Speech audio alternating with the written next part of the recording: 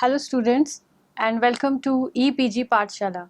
I'm Dr. Pooja Malhotra from Dyal Singh College, Karnal.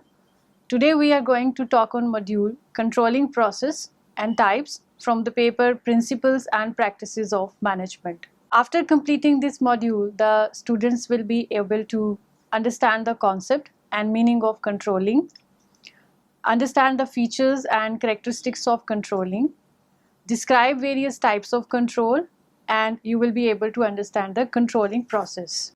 First of all, what controlling is.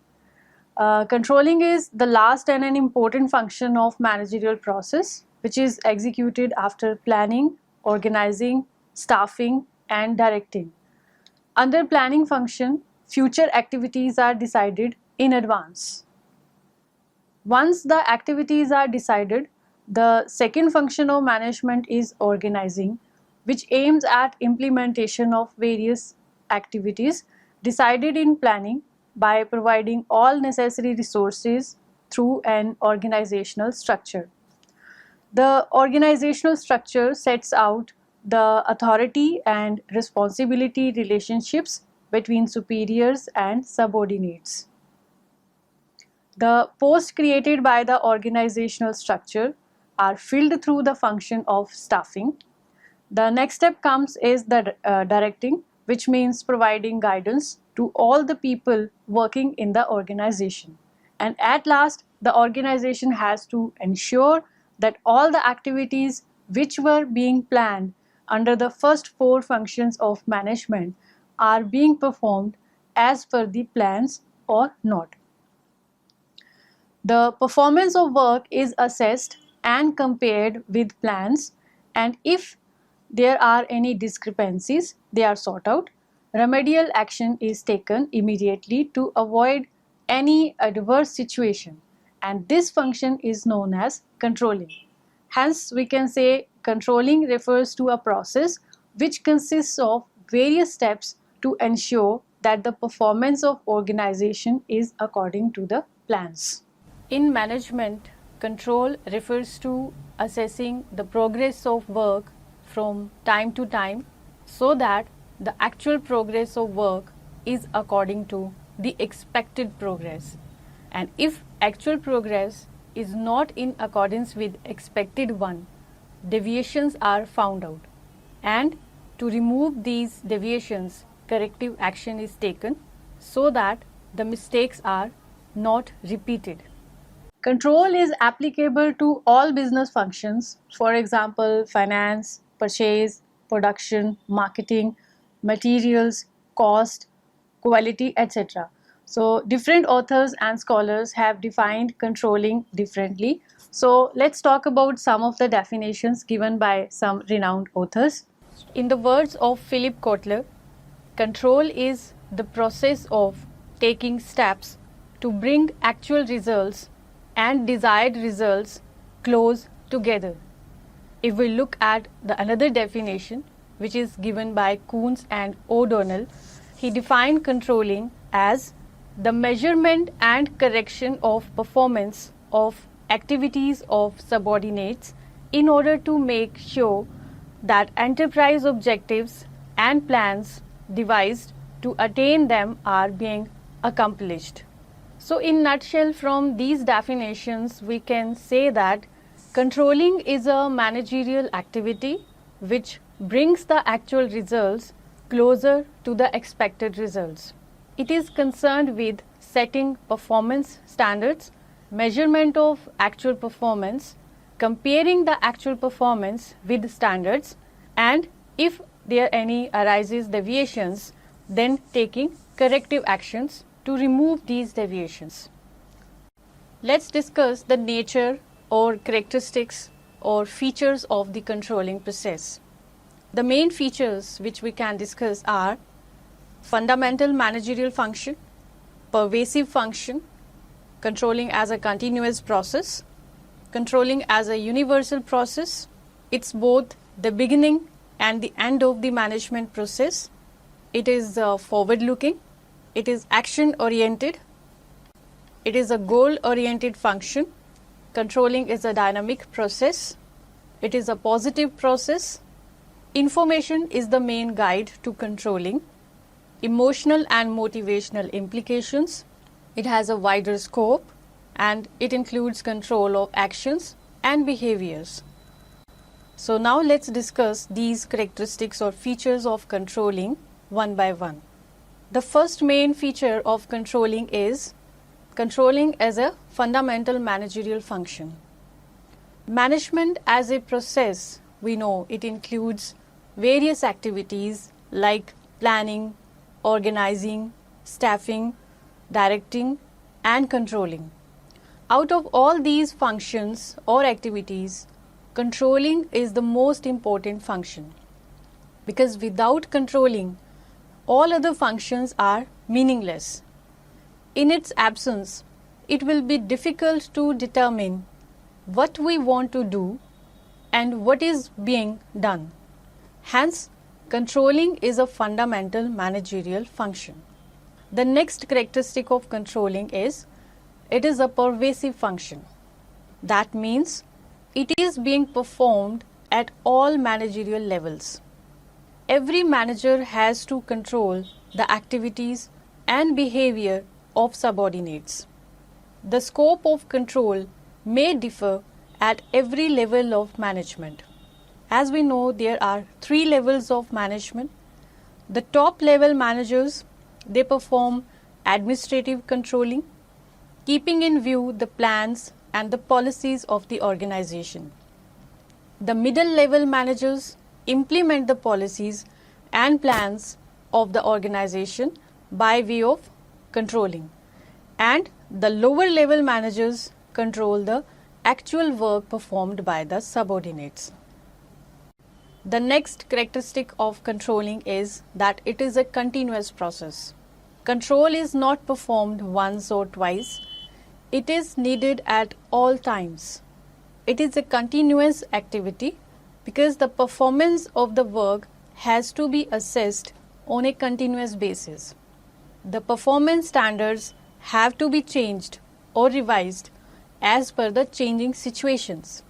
Hence, we can say that controlling is a continuous process of measuring, comparing, and verifying regularly.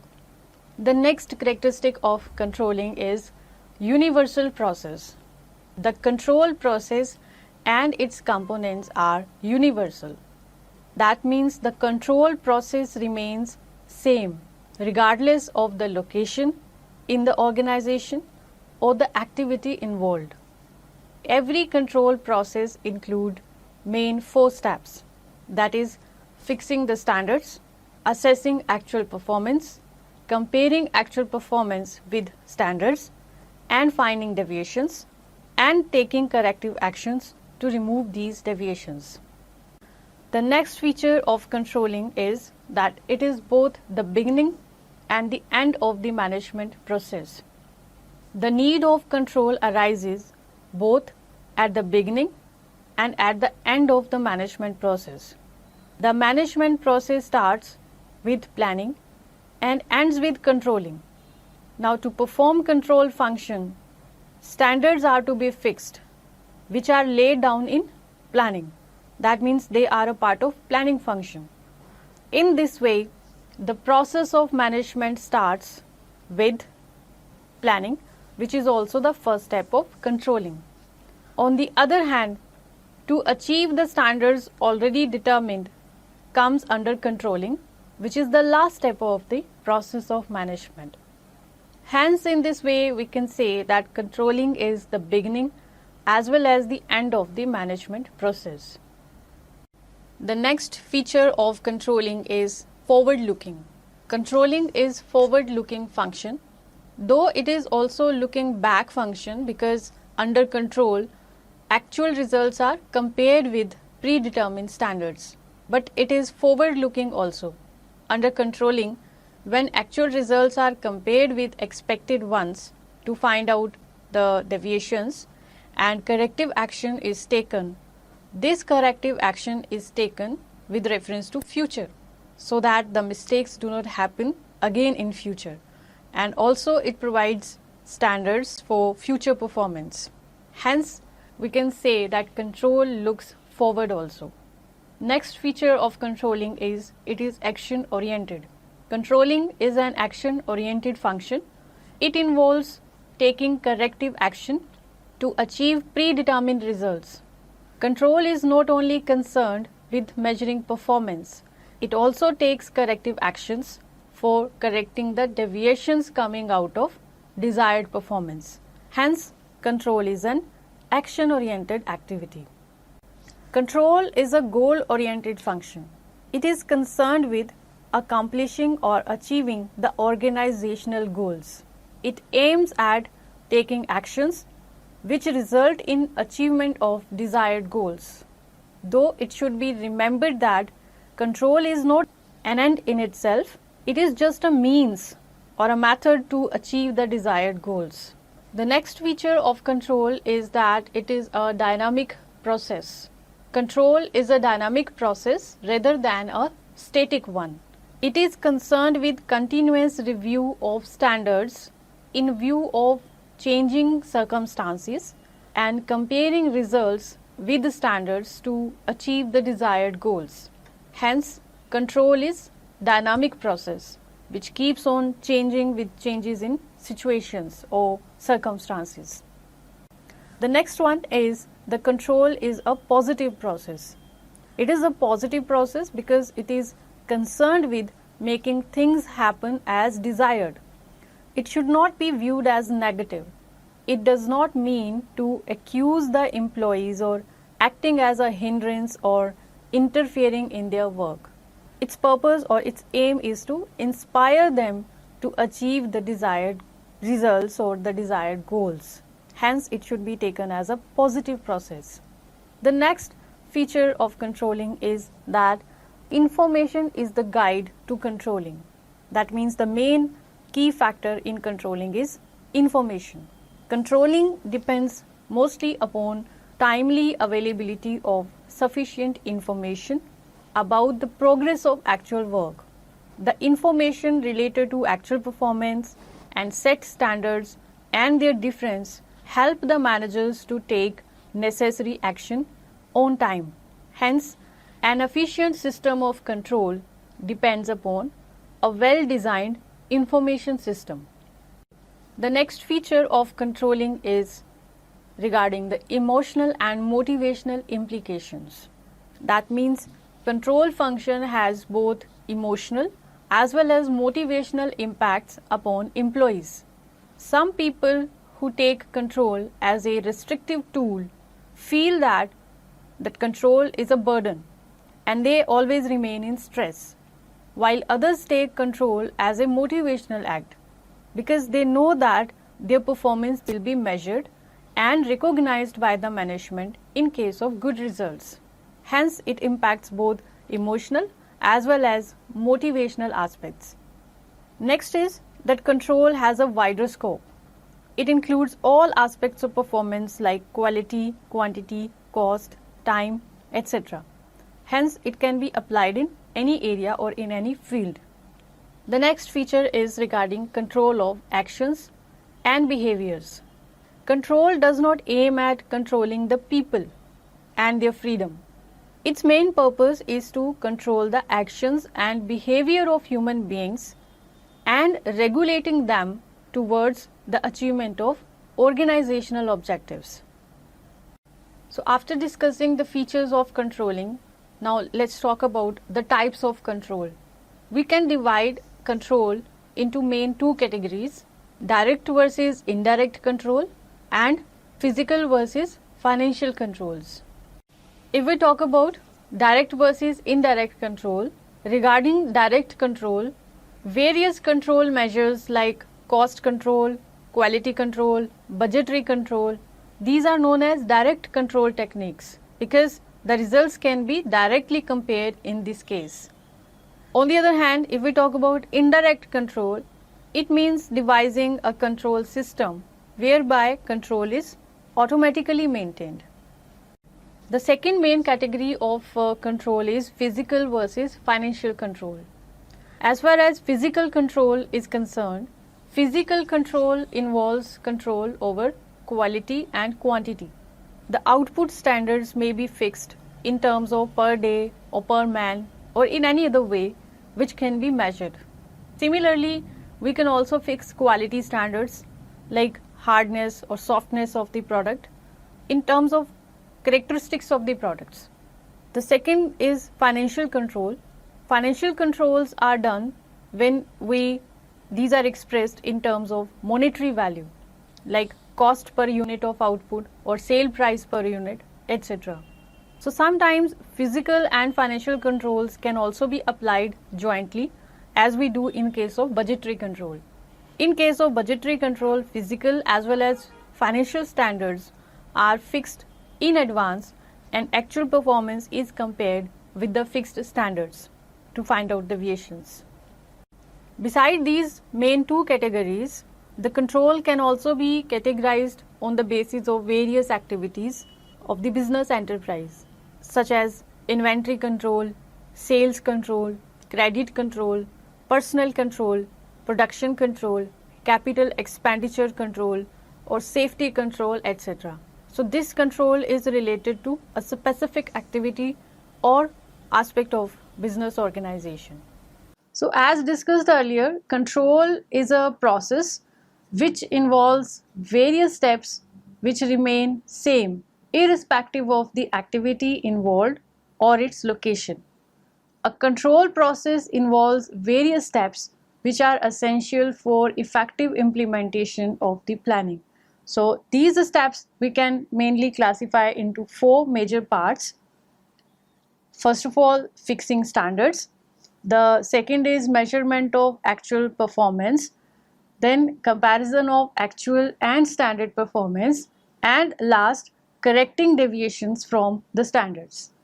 These steps of control process can be explained with the help of this figure.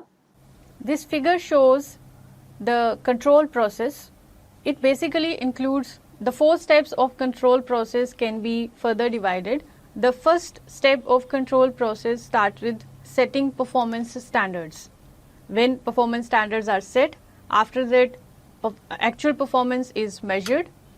Then actual performance is compared with the standards, and if there is any deviation or difference between the actual performance and the standards, these deviations are analyzed. After the analysis of deviations, the causes are found out and corrective action is planned. And this corrective action is taken in order to avoid these deviations in future, and if the need arises, the standards are revised again. So this is a continuous process. Now we will discuss these steps of control process one by one. So the first step in controlling process is establishment or setting of performance standards. Standards, what are standards? Standards basically serve as a criteria or a test on the basis of which actual performance can be measured. If we talk about business context, standard means the objectives to be achieved. In order to check whether actual performance is in right directions or on the right track, there need to have certain standards. So in this way, the standards become benchmarks against which the actual performance is measured and compared. Now in the absence of standards, there will be no use of measuring actual performance, because with whom the actual performance is to be compared. So hence the standards act as a basis of control. They should be established very carefully, objectively and scientifically. So different standards of performance are established for different operations of the organization. Now the standards are mainly of two types. The standards can be set in two ways. It can be quantitative standards or qualitative standards. So quantitative standards, the standards which are expressed or which can be measured in numerical terms, like quantities of goods to be produced, cost to be incurred, investments to be made, profits to be earned, or man hours to be worked, the speed of work to be achieved, etc. So which can be measured in numerical terms. On the other hand, qualitative standards are the standards which cannot be expressed or measured in numerical terms, or which are established for intangible things or activities like improvement in employee morale, customer or employee opinion, or customer satisfaction, etc. Because these are the terms which cannot be measured directly. For example, if we want to measure employee morale, labor turnover rate, or absenteeism rate, these variables will have to be considered. If the rate of all these factors is low, if the labor turnover rate is low, absenteeism rate is low, it means that employee morale has increased and the employee is satisfied. Similarly, to measure opinion of customers, the variation in sales can be taken into consideration. So these are the two types of standards which we can fix either quantitatively or qualitatively. Now, how these standards are fixed? What are the bases, or on which basis these standards are fixed? There are mainly 4 bases for establishing the standards. These are, first of all, quantity. It can be measured in quantity, or quality, or in terms of cost, and the last one is on the basis of time. Now, quantity standards are mostly set up for production, sales, stock, etc. Quality standards are set relating to raw material, finished goods, customer service, employee satisfaction, etc. Cost standards are mostly fixed relating to material, labor, and other expenses. Time standards are related to time consumed in production of goods. So any standard according to the goal or the purpose can be fixed. So while fixing the standards, the certain factors should be kept in mind, they should be considered. These factors are, first of all, the standards should be attainable. That means they should be set, or they should be established as per the reasonable situations in which these can be attained, not under ideal situations which cannot be attained by the employees. So standards should be attainable. The second one is the standards should be fixed for all key areas of the business. All key areas which have major impact on the business results, like the sales, production, marketing, these are the key areas. For all key areas, standards can be fixed. Standards should be in accordance with goals and policies of the organization. The purpose should be to achieve the goals of the organization. The next one is standards should be expressed in quantitative terms, because it becomes possible, or it becomes very easy to measure the actual performance and compare with the standards, as compared to if the standards are expressed in qualitative terms, which become difficult to measure. The next factor should be considered that the standards should be precise and tangible, so that they can be easily understandable. Standards should be focused on achievement of results, as already discussed. They should not be based upon achievement of procedure or policy, rather the achievement of results should be the main focus. Standards should be flexible, and flexible means they can be changed according to the changing situations. So standards can be revised also. The next factor is standards should be objective and based upon facts. They should not be fixed based upon some guesswork or estimates. So they should be objective. Standards should be reviewed and revised periodically, because as per the changing situations, if the need arises, standards can be changed also. So they should be reviewed, revised regularly from time to time.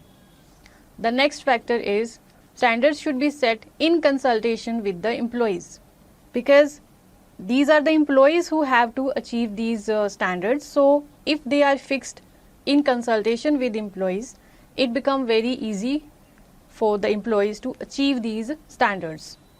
The next factor is a deviation tolerance limit should be prescribed. It means to what extent the deviation or the difference of actual performance from the standard performance can be tolerated, and there will be no need to take unnecessary action. For example, if we have a standard target of 2000 units, but as against this standard, the actual production is of 1950 units, so it should be acceptable without taking any extra corrective action.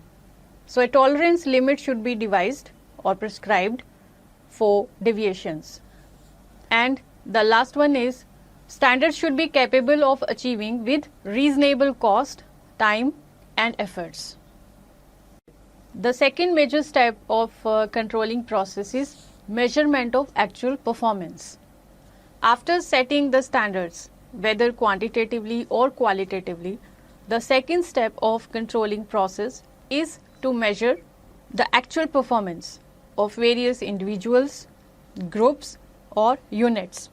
Now, actual performance can be measured by using any method of evaluation, for example by supervision, observation, reporting, accounting statements or sampling, etc.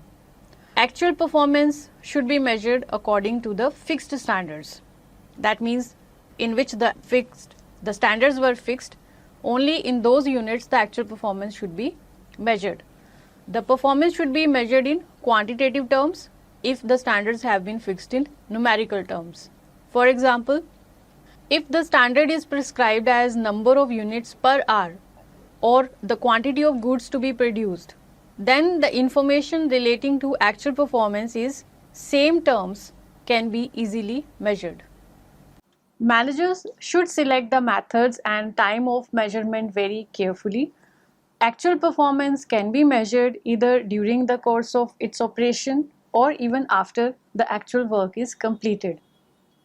In first situation, when the work is in process, it can be measured with the help of supervision and observation to check if the work is being done according to the plans and as per the standards. If any negative result is found, then corrective action can be taken immediately to avoid any further loss to the remaining work.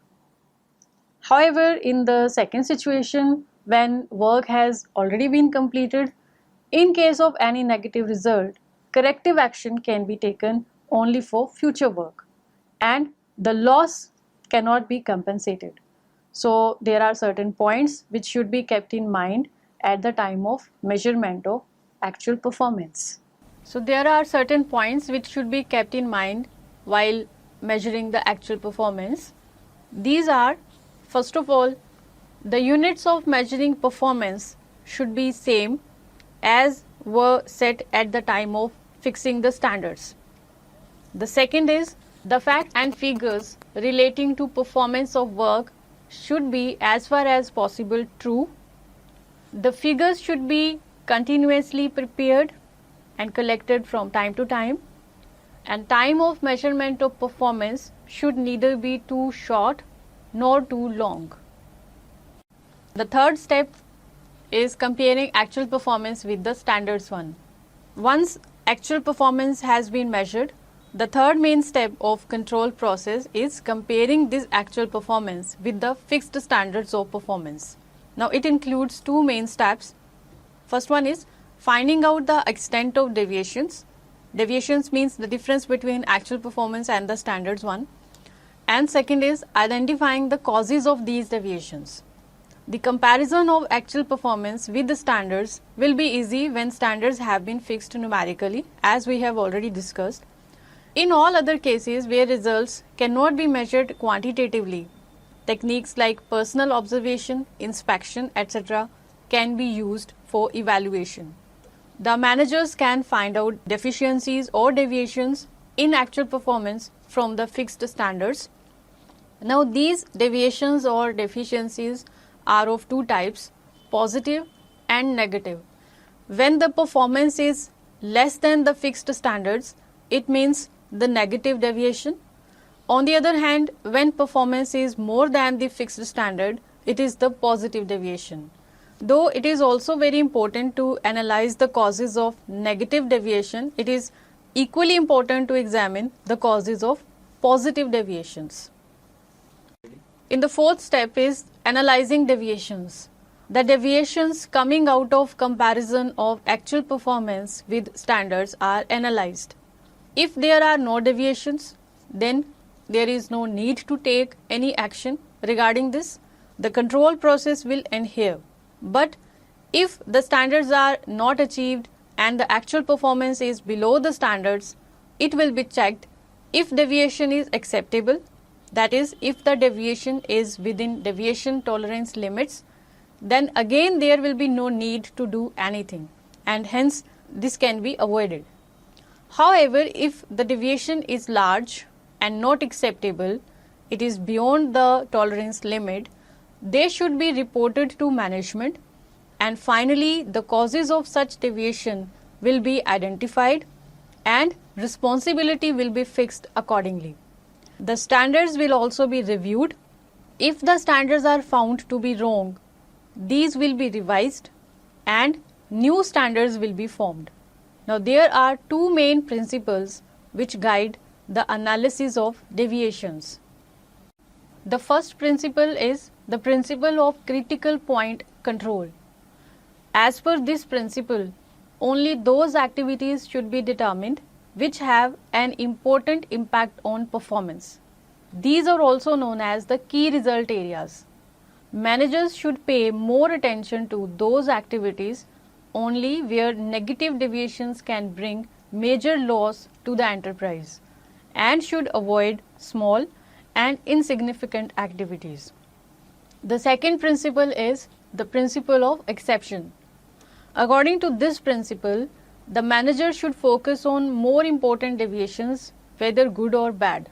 It means managers should take corrective actions regarding those deviations only after a thorough study which are either too good or too bad and which have an important bearing on business. For example, if sales exceed the standards, it is called a positive deviation, and in such case its cause can be good marketing. Hence, in this case, sales can be promoted by paying more attention to further marketing. The main difference between the principle of critical point control and the principle of exception is that under the first situation, only those activities or points are controlled which are profitable or important from business point of view, while in second situation, deviations are taken into consideration in respect of the predefined critical points. Only those deviations should be concentrated which are most important or which can cause heavy loss to business. Hence, both time and efforts are saved. The less important problems can be delegated to subordinates, which will help in boosting their morale also. An effort is done to find out the causes of deviations. Now, some of the possible causes of deviations can be human causes or human factors like inefficiency of employees, some uncertain events like strikes, shortage of material, breakage of machines, interrupted supply of electricity, etc., or even wrong standards about sales, profits, cost, etc. Hence, deviations and their causes are identified and reported to concerned officers for taking corrective action. The last and most important step in controlling process is taking corrective action. The purpose of taking corrective action is to bring the actual performance up to the level of expected performance standards. There may be two types of actions like removing deviation in the actual performance, for example, removing the hurdles or defects in machines and stopping the repetition of any such problem in future. For example, modification of plans, revising of goals or standards or reassignment of duties, etc. Now, while taking corrective action, certain factors have to be considered. These factors are like corrective action should be taken only after a thorough analysis of causes of deviations. The causes should be analyzed first of all. Second is the standards should be revised if the need be. If the standards were fixed wrongly, they should be corrected first of all. Corrective action should be taken only by the concerned officers who are directly associated with the work. The next is action should be taken without loss of time to avoid any further loss. That is, the action should be timely taken. Policies, procedures, etc. should also be revised if the need be. Corrective action should be acceptable by the people involved in it, and positive deviations should also be found out, and the causes should be analyzed so as to make further improvements in the work. Once corrective action is taken, the process of control repeats. Hence, control is a continuous process. The essence of a good control system is whether a correct action is taken at the correct time or not. So students, let's now summarize what we have learnt in this module. Controlling is the last and an important function of management process. It is concerned with establishing standards of work performance for various individuals, groups or units, assessing actual performance, comparing actual performance with pre-established standards, then finding and analyzing the deviations or variations and taking corrective actions. Controls are of various types, direct or indirect, quantitative or qualitative, or even depending upon various operations of the organization like inventory control, it can be sale control, cost control, etc. While controlling, managers should take into consideration the principle of critical point control and principle of exception, which means managers should focus on only important activities and deviations which have a major bearing on the progress of the organization. Once corrective action is taken, the process of control repeats itself. Hence, we can say that control is a continuous process, and the essence of a good control system is whether a correct action is taken at the correct time. Thank you.